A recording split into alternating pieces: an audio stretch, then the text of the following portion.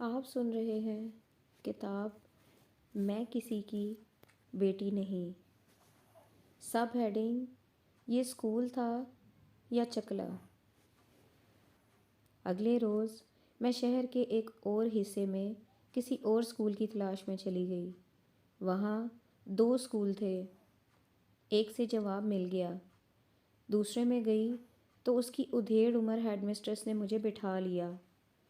منجھی ہوئی عورت معلوم ہوتی تھی۔ یہ اسکول 8ویں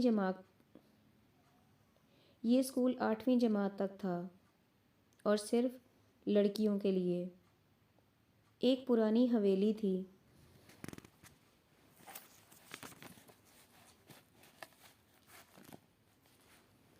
جس کے اوپر ایک اور منزل تھی۔ نیچے اسکول تھا۔ ہیڈ مسٹریس اوپر کی منزل میں رہتی تھی۔ وہ بیوہ تھی۔ اس اسکول کا مالک، ناظم اور سب کچھ اسی عورت کی عمر کا ایک آدمی تھا، جس کے متعلق پتہ چلا کہ یونین کونسل کا چیئرمین ہے۔ وہ ایوب کا دور تھا جب بی ڈی ممبر اور یونین کونسل کے چیئرمین قانون اپنے ہاتھ میں لے کر منمانی کرتے تھے۔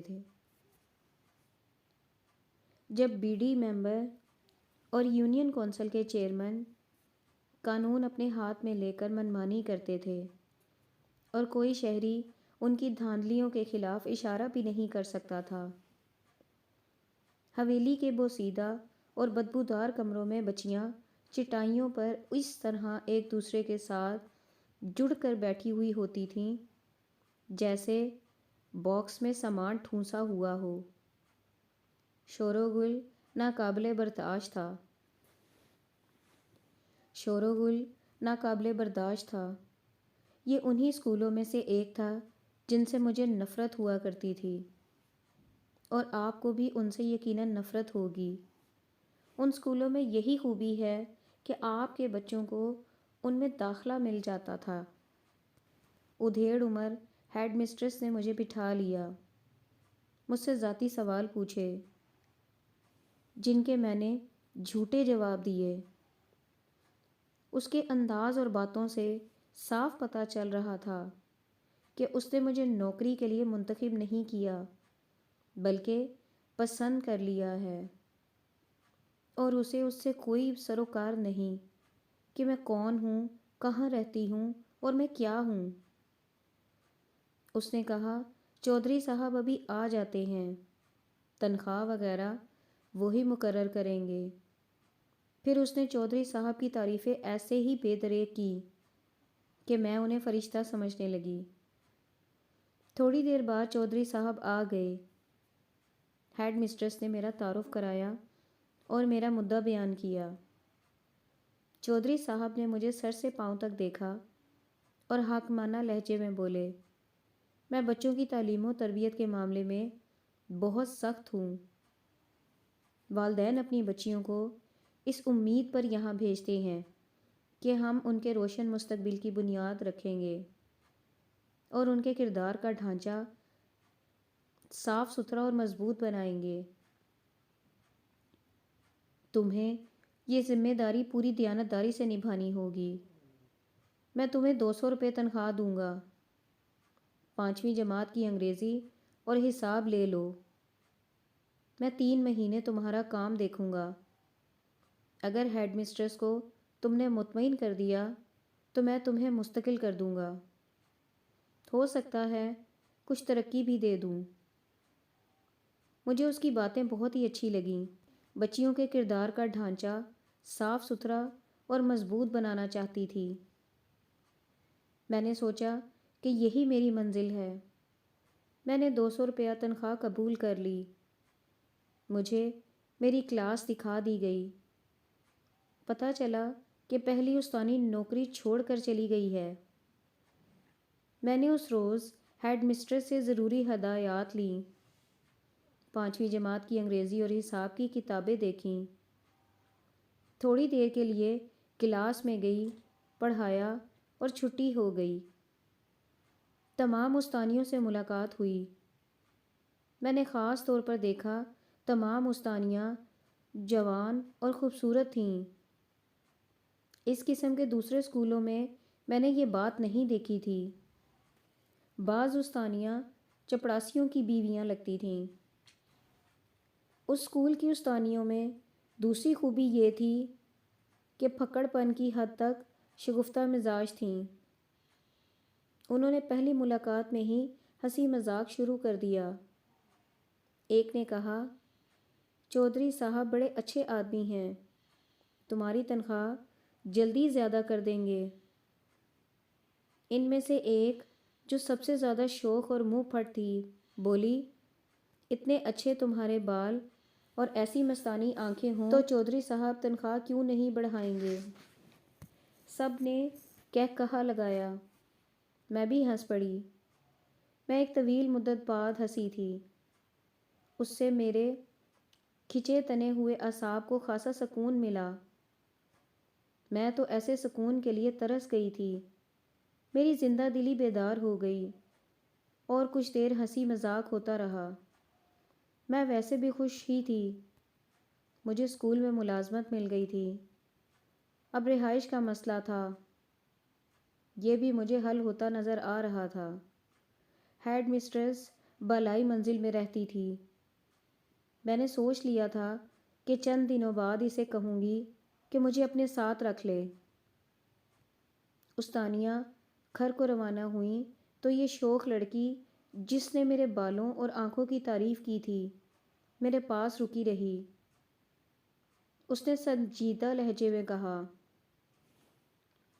اس نے سنجیدہ لہجے میں کہا، مجھے اپنے گھر لے چلو یا میرے گھر چلو، اسکول کے متعلق کچھ بتانا ضروری سمجھتی ہوں۔ میں اس کی سنجیدگی سے ٹھٹکی اور اس کے ساتھ اس کے گھر چلی گئی۔ وہ شادی شدہ تھی، لیکن مجھے سسرال کی بجائے اپنے ماں باپ کے گھر لے گئی، کھانا کھلایا اور مجھ سے پوچھا کہ میں شادی شدہ ہوں یا نہیں، کیا میں نوکری کرنے پر مجبور ہوں۔ میں نے اسے بتایا کہ شادی شدہ نہیں ہوں اور مجبور ہو کر نوکری کر رہی ہوں۔ اگر بہت مجبور ہو تو ضرور نوکری کرو، اس نے کہا، اور اگر تمہیں اپنے ماں باپ کی شرافت اور اپنی عزت عزیز ہے تو یہاں نوکری نہیں کر سکو گی۔ چند دنوں بعد تمہیں یہاں سے مایوس ہو کر جو نکلنا پڑے گا، اس سے بہتر یہ ہے کہ اسکول نہ جاؤ۔ میں اس کی اس بات سے ہی مایوس ہو گئی۔ وہ میری عمر کی لڑکی تھی۔ اس نے کہا، اگر تمہیں میری باتیں بری لگیں یا تمہارے دل میں کوئی شک ہو تو چند دن نوکری کر کے دیکھ لو، پھر تمہیں میری باتوں کی سچائی کا علم ہو جائے گا۔ تم بات کرو، میں نے کہا۔ چودھری نے تمہارا کوئی سرٹیفکیٹ دیکھ کر تمہیں نوکری نہیں دی، اس نے کہا۔ اس نے تمہاری تعلیم دیکھ کر تمہیں 5ویں جماعت نہیں دی، تمہارے پاس صرف یہ سرٹیفکیٹ ہے کہ تم جوان اور خوبصورت ہو۔ چودھری صرف یہی وصف دیکھا کرتا ہے۔ تمہیں جس استانی کی جگہ دی گئی ہے اسے چودھری نے نکال دیا تھا، کیونکہ اس نے اس کی تفریح کا ذریعہ بننے سے انکار کر دیا تھا۔ اس چودھری کی ہوس کاری سے کوئی استانی محفوظ نہیں۔ اور تم؟ میں نے بلا جھجک پوچھا، کیا تم محفوظ ہو؟ نہیں، اس نے بھی میری طرح بلا جھجک کہا۔ لیکن اس میں چودھری کا کوئی کمال نہیں کہ اس نے مجھے رام کر لیا ہے۔ میں خود ہی ایسی ہوں۔ تم مجھے آوارہ کہہ لو، عیاش کہہ لو، میں سب کچھ ہوں۔ میں شریف لڑکی نہیں ہوں۔ تم شاید حیران ہو رہی ہو کہ میں نے پہلی ملاقات میں ہی تمہیں ہمراز سہیلی سمجھ کر راز کی باتیں بتانا شروع کر دی ہیں۔ حیران ہونے کی ضرورت نہیں، تمہیں کنواری لڑکی سمجھ کر اپنا فرض سمجھتی ہوں کہ تمہیں اس خطرے سے بچا لوں۔ تم اتنی خوبصورت اور بھولی بھالی لڑکی ہو کہ میں تصور بھی نہیں کر سکتی کہ تمہیں ایک عیاش چودھری ناپاک کر دے۔ اس نے مجھے کنواری اور بھولی بھالی کہا تو میرے دل سے ہوک اٹھی، دل درد سے ٹرپ اٹھا، مگر میں چپ رہی، اس کی باتیں سنتی رہی۔ وہ کہہ رہی تھی مجھ پر جو بیتی ہے وہ سنو گی تو جان جاؤ گی کہ میں اپنی کرتوت سے پردے کیوں اٹھا رہی ہوں۔ اسکول کی باتیں بعد میں بتاؤں گی، پہلے میری سن لو۔ ماں باپ نے میری شادی ایک ایسے آدمی کے ساتھ کر دی ہے جو دماغی لحاظ سے معذور ہے۔ تم اسے پاگل کہہ سکتی ہو۔ میرا باپ کاروباری آدمی ہے۔ میرا جہیز اور زیورات 40,000 روپے کی مالیت کے ہیں، لیکن اس حقیقت کو بہت کم لوگ جانتے ہیں کہ میرے ماں باپ کو 40,000 روپے میرے سسرال نے دیا تھا۔ وہ دولت مند لوگ ہیں۔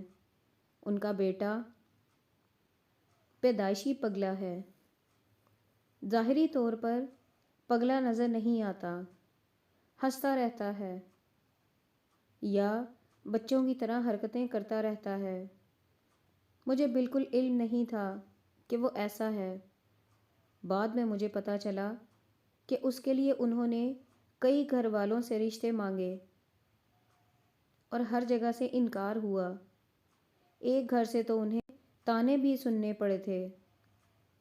اس پگلے کے باپ نے ان کا چیلنج قبول کر کے کہا تھا کہ دیکھنا میں تمہارے سامنے 1 مہینے کے اندر اندر اپنے بیٹے کو بیاہوں گا۔ میں کوئی ایسی سیدھی سادی اور گھٹن کی ماری ہوئی لڑکی نہیں تھی جیسی گھروں کی قیدی لڑکیاں ہوتی ہیں۔ میں کھلنڈری تھی، لاپرواہ تھی اور شرارتی تھی، لیکن غیر مرد کا یا بدماشی کا کبھی ذہن میں خیال بھی نہیں آیا تھا۔ البتہ والدین کی مالی حالت دیکھ کر بہت افسوس ہوتا تھا۔ انہیں میری جوانی کھائے جا رہی تھی۔ میری چلبلی عادتیں دیکھ کر وہ شاید مجھے جلدی بیاہ دینا چاہتے تھے، مگر ان کے پاس جہیز بنانے کے لیے کچھ بھی نہیں تھا۔ میرا باپ کاروباری آدمی ہے، لیکن امیر تاجر نہیں۔ ایک روز اچانک مجھے بتایا گیا کہ 15 دنوں بعد میری شادی ہو رہی ہے۔ ماں نے مجھے میرے ہونے والے دلہا کے متعلق اتنی خوبصورت باتیں بتائیں کہ میں اپنی قسمت پر ناز کرنے لگی۔ ماں کی یہ بات تو مجھے بہت ہی پسند آئی کہ میرا دلہا میری طرح ہر وقت ہنسنے کھیلنے والا آدمی ہے۔ میرے پوچھنے پر بھی میرے والدین نے مجھے نہ بتایا کہ اچانک اتنی دولت کہاں سے آ گئی ہے کہ میرے لیے اتنا زیور، قیمتی کپڑے اور جہیز کی اتنی زیادہ چیزیں آ رہی ہیں۔ میرے ماں باپ خوش تھے، جس سے میں مطمئن تھی کہ انہوں نے قرض نہیں لیا۔ بارات کا دن آ گیا۔ معلوم ہوا کہ 500 آدمیوں کی بارات آ رہی ہے۔ بارات آئی، بڑی شان و شوکت سے میری شادی ہوئی اور مجھے ڈولی میں بٹھا کے لے گئے۔ میں دلہنوں کی طرح کمرے میں گھونگھٹ میں چھپی بیٹھی تھی۔ مجھے قدموں کی آواز سنائی دی۔ یہ ایک انسان کے نہیں، کم از کم 2-3 انسانوں کے قدم تھے۔ مجھے سرگوشیاں بھی سنائی دیں، تیز چلتے قدموں کی آہٹ بھی سنائی دی، اور پھر دروازہ بند ہونے کی آواز سنائی دی۔ اس کے فوراً بعد مجھے کہا سنائی دیا، پھر بڑی زور کی آواز گرجی، بیبے اے کیے۔ یہ میرے دلہا کی آواز تھی۔ وہ اپنی ماں کو بلا رہا تھا۔ اس نے دروازے پر جا کر تھپڑ مارے، بیبے بیبے پکارا۔ وہ پھر میرے قریب آیا اور مجھے زور سے دھکا دیا۔ میں پلنگ پر لڑک گئی۔ وہ ہنسا۔ میں نے گھونگھٹ اٹھا دیا۔ وہ اچھا خاصا خوبرو لڑکا تھا، جسم بھی اچھا تھا، پھر میں تمہیں کیا بتاؤں کہ اس نے کیسی کیسی حرکتیں کیں۔ کبھی ہنسنے لگتا اور کبھی میرے سینڈل اٹھا کر اوپر پھینکنے اور پکڑنے لگتا۔ تب مجھے یاد آ گیا کہ گھر میں اور محلے کی عورتوں میں کبھی کبھی ایک پگلے لڑکے کا ذکر آیا کرتا تھا کہ اتنا خوبرو نوجوان پگلا ہے۔ میں نے یہ بھی سنا تھا کہ اس کے والدین اسے بیانا چاہتے ہیں، لیکن اسے کوئی رشتہ نہیں دیتا۔ میں سمجھ گئی کہ یہ وہی پگلا ہے۔ پھر بھی میں نے اپنے اوپر جبر کیا اور دل میں طے کر لیا کہ اس کے ساتھ اچھا سلوک کروں گی۔ ہو سکتا ہے میری قسمت جاگ اٹھے اور اسے شادی ہی راس آ جائے۔ میں نے اسے پاس بٹھایا، پیار کیا، بہت جتن کیے، مگر وہ زور سے کہا لگاتا یا ہوا میں ہاتھ بڑھا بڑھا کر معلوم نہیں کیا پکڑنے کی کوشش کرتا۔ میں اسے دوسری طرف لے آئی، اسے ابھارنے کی بہت کوشش کی، لیکن وہ پتھر تھا، اس کی کوئی حس بیدار نہیں تھی۔ میری ازدواجی زندگی کی پہلی رات کا باقی حصہ روتے گزر گیا۔ وہ بڑے مزے سے دوسرے پلنگ پر سویا رہا۔ صبح ہوئی تو میری ساس اور ایک نند کمرے میں آئی۔ مجھ سے پوچھا کہ رات کیسی گزری ہے۔ میں رو پڑی اور انہیں بتایا کہ میرے ساتھ تم سب نے دھوکہ کیا ہے۔ پھر بھی میں نے اس کا دماغ ٹھکانے لانے کی پوری کوشش کی ہے، مگر یہ بالکل پاگل ہے۔ اسے اتنا بھی احساس نہیں کہ یہ مرد ہے اور میں عورت ہوں۔ یہ سن کر میری ساس ہاتھ جوڑ کر میری منتیں کرنے لگی کہ یہ ٹھیک ہو جائے گا، میں اسے ٹھکراؤں یا دھتکاروں نہیں۔ میں نے اپنے گھر آ کر اپنے ماں باپ کو بھی خوب سنائی، صرف گالیاں نہیں دیں، باقی کسر کوئی نہ رہنے دی۔ ماں نے مجھے لے جا کر میرے پاؤں پکڑ لیے اور صاف الفاظ میں بتا دیا کہ وہ میرے جہیز کے لیے کچھ بھی نہیں بنا سکتے تھے۔ انہوں نے میرے سسرال کے خرچ پر میرا جہیز بنایا اور میری شادی کی ہے۔ بارات کی روٹی کے اخراجات بھی میرے سسرال نے دیے تھے۔ تو ہوا یہ کہ سسرال نے اپنا پاگل بیٹا بیاہ لیا اور میرے ماں باپ بیٹی کے فرض سے فارغ ہو گئے۔ جہنم بنی تو میری زندگی بنی۔ میں نے اپنے پاگل خاوند کو ٹھیک کرنے کے لیے بہت جتن کیے، مگر اس کے دماغ میں کوئی پیدائشی نقص ہے، وہ ٹھیک نہیں ہو سکا۔ اس کا جسم اس کے سوا اور کسی کام کا نہیں۔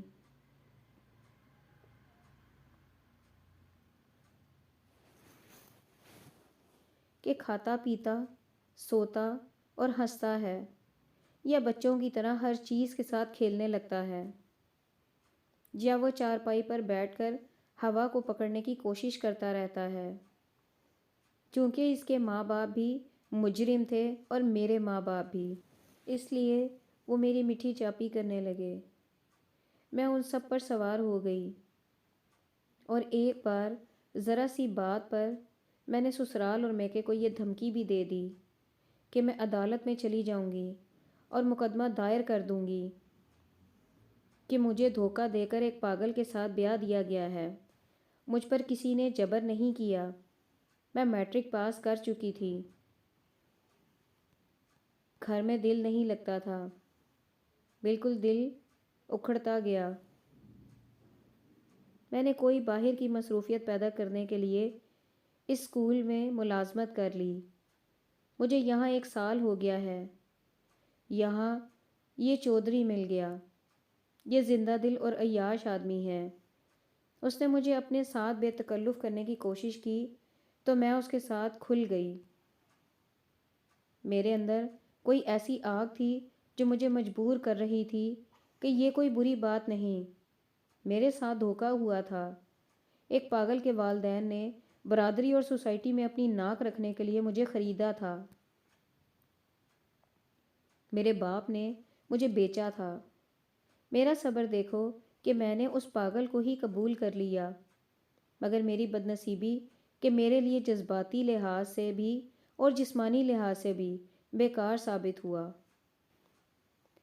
مجھے اس کی خوشی ہے کہ وہ جسمانی لحاظ سے بیکار ہے، ورنہ میرے جو بچے پیدا ہوتے وہ بھی باپ کی طرح پیدائشی پگلے ہوتے۔ کیا میں انسان نہیں ہوں؟ میرے کوئی جذبات نہیں ہیں؟ کیا میں پتھر ہوں؟ سب ہیڈنگ حویلی کی بالائی منزل۔ وہ بولتی جا رہی تھی، میں اس سے کوئی بات پوچھ لیتی تھی تو وہ وضاحت کر دیتی تھی۔ اس کے جذبات کو میں بڑی اچھی طرح سمجھ رہی تھی، بلکہ محسوس بھی کر رہی تھی۔ وہ جوان لڑکی تھی، خوبصورت بھی تھی۔ اس کے اندر جو آگ تھی وہ عورت کے سوا اور کوئی نہیں سمجھ سکتا۔ اس نے اتنے بڑے حادثے کو، جس نے اس کی ساری زندگی تباہ کر دی تھی، ہنسی مذاق، شوخیوں اور عیاشی کے بلبوتے پر برداشت کر لیا تھا۔ آپ کی نگاہ میں مجرم یہی لڑکی ہوگی، یا اسکول کا چودھری، لیکن ایسی لڑکیوں اور ایسے چودھریوں کو جنم کون دیتا ہے؟ اس سوال کا جواب مجھے نہ دیں، اپنے آپ کو دیں۔ اگر میں علم نفسیات کی ڈاکٹر ہوتی تو اس سوال کا تجزیہ پیش کرتی۔ اس لڑکی نے سنایا، میں نے اسکول میں ملازمت صرف وقت گزارنے کے لیے کی تھی، لیکن یہاں مجھے وہ مسرت بھی مل گئی جس سے مجھے محروم کر دیا گیا تھا۔ چودھری نے مروت اور دوستی کا ہاتھ بڑھایا تو میں نے اس کا ہاتھ تھام لیا۔ میں اس کی توقع کے خلاف اس کے ساتھ فوراً بے تکلف ہو گئی، اور ایک روز مجھے کلاس سے بلا کر وہ مجھے بالائی منزل میں لے گیا۔ مجھے پہلی بار پتہ چلا کہ مرد کے لمس میں کیا سرور ہوتا ہے۔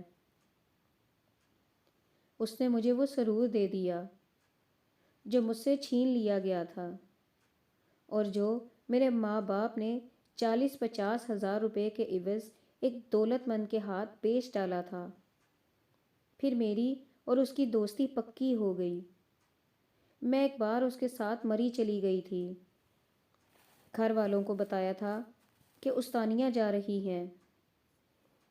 میں چودھری کے ساتھ 8 روز مری رہی۔ مجھے کسی نے نہیں روکا تھا۔ کوئی روک کر تو دیکھے، میں اپنے سسرال اور اپنے ماں باپ کو سارے شہر میں ننگا کر دوں گی۔ انہیں عدالت میں لے جا کر ذلیل کروں گی۔ میں اس مولوی کی داڑھی نوچ لوں گی جس نے نکاح پڑھایا تھا۔ وہ اچھی طرح جانتا تھا کہ لڑکا پاگل ہے، اور قرآن کی روح سے پاگل آدمی کسی کا خامند نہیں بن سکتا۔ یہی مولوی لاؤڈ سپیکروں پر واز سنایا کرتا تھا۔ میں جمعے کے روز اس کی چیختی چنگاڑتی ہوئی آواز سنا کرتی ہوں۔ میں اس مولوی پر، اس کی قبیل کے تمام مولویوں پر لعنت بھیجتی ہوں۔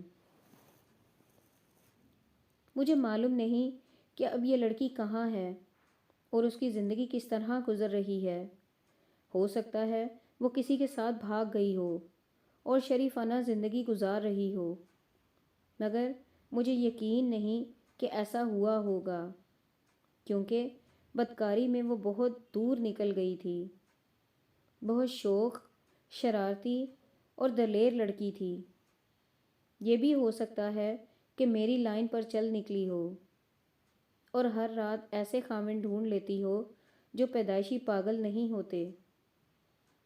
آپ حیران نہ ہو جائیں، اس لڑکی کا یہ رد عمل غیر معمولی، بے مثال اور حیران کن نہیں۔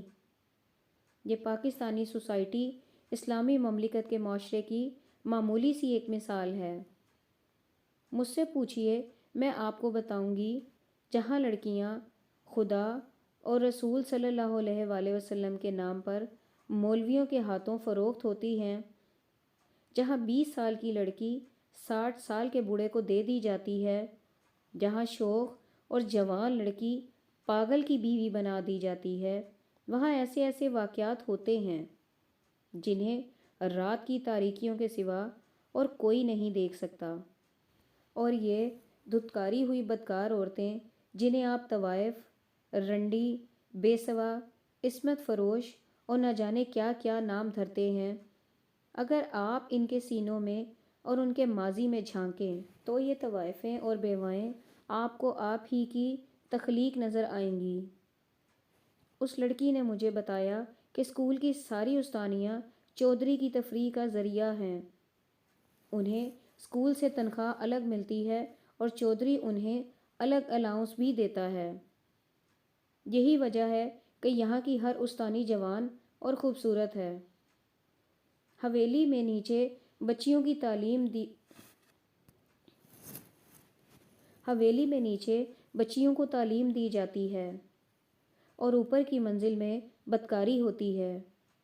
یہ استانیاں جو آپس میں ہنستی کھیلتی نظر آتی ہیں اندر سے پھٹی ہوئی ہیں، ایک دوسری کی دشمن ہیں۔ یہ تمہاری بھی دشمن بن جائیں گی۔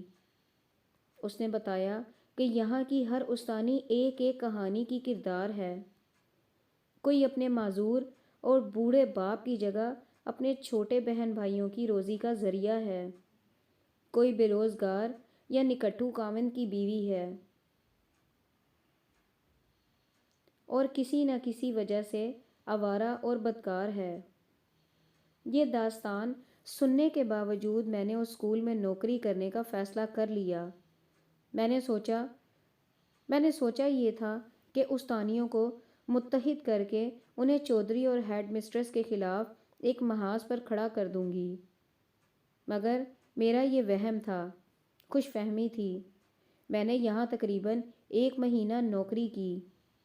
بچیوں کو پڑھانے میں مجھے بڑا پیارا سکون ملتا تھا، لیکن اسکول کی فضا اس قدر غلیظ تھی کہ میرے عزم تباہ ہو گئے۔ میری سہیلی صرف ایک لڑکی تھی۔ میں نے دوسری استانیوں کو چودھری اور ہیڈ مسٹریس کے خلاف صف آرا کرنے کی کوشش کی، بچیوں کے مستقبل کے واسطے دیے، ہر جتن کر دیکھا، مگر نتیجہ یہ ہوا کہ تمام استانیاں میرے خلاف ہو گئیں۔ اور میری سہیلی نے مجھے یہ بتایا کہ انہوں نے مجھ پر یہ الزام عائد کیا ہے کہ میں اپنی شکل و صورت کی کشش کی وجہ سے چودھری کی اکیلی مالک بننا چاہتی ہوں۔ اس دوران چودھری باقاعدگی سے اسکول آتا رہا، مجھے ہیڈ مسٹریس کے دفتر میں بلا لیتا۔ ہیڈ مسٹریس دفتر سے نکل جاتی تھی، بات میری ڈیوٹی سے شروع کرتا اور ذاتی باتوں تک آ جاتا۔ میں اس کے اشارے سمجھتی تھی۔ ایک روز اس نے مجھے کہا، آؤ اوپر چلیں۔ میں نے جواب دیا، جو کہنا ہے یہیں کہہ دیں۔ میں ایک بار بھی اس کے ساتھ بالائی منزل پر نہ گئی۔ اس دوران مجھے اسکول کے متعلق دوسری دھاندلیوں کا بھی پتہ چلا۔ مثلاً فیس کا سلسلہ یہ تھا کہ 3 روپے فیس لے کر بچیوں کو 1 روپیہ 6 آنے کی رسید دی جاتی تھی اور بچیوں کو اسکول سے نکال دینے کی دھمکی دے کر کہا گیا تھا کہ باہر کسی کو نہ بتائیں کہ انہوں نے 3 روپے فیس دی ہے۔ گرمیوں میں ہر کلاس کے لیے ایک گھڑا خریدا جاتا تھا اور 1 روپے کے گھڑے کے لیے کلاس کی ہر ایک بچی سے 2 آنے وصول کیے جاتے تھے۔ ہر کلاس میں چھت کے 2 پنکھے تھے۔ ہر ماہ فیس کے ساتھ 4 آنے ہر بچی سے پنکھے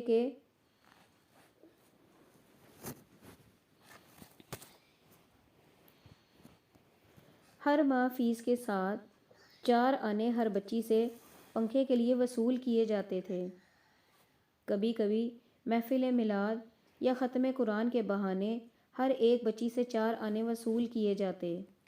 اس رقم میں سے استانیوں کو ضیافت دی جاتی اور بچیوں کو تھوڑے تھوڑے پیسے دے دیے جاتے۔